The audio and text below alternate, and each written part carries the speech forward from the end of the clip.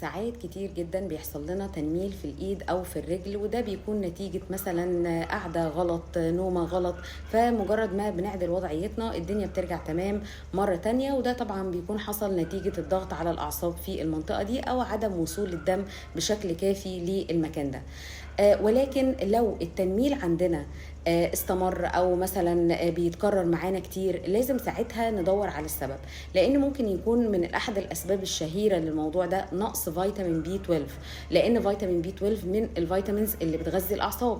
ممكن يكون نتيجه مرض السكر من النوع الثاني، وممكن الشخص ما يكونش عارف ان هو عنده مرض السكر، ولما بيجيله تنميل ويروح يعمل سكر تراكمي يلاقي ان هو عنده السكر.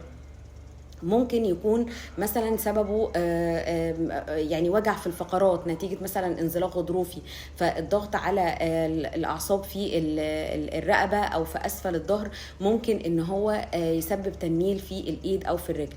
ممكن يكون سببه مناعي زي مثلا مرض التصلب المتعدد أو مثلا مشاكل في الغدة الدرقية. دي كلها أسباب للتنميل اللي ممكن يحصل. التنميل يكون خطر جدا امتى بقى، ولازم نروح للدكتور فورا لو كان بيصاحبه ألم في العضلات او مشكلة في الحركة. لازم ساعتها هنروح للدكتور، وكمان هنكون واخدين تحليل فيتامين بي 12 معانا والسكر التراكمي عشان نعرف سبب التنميل ده ايه.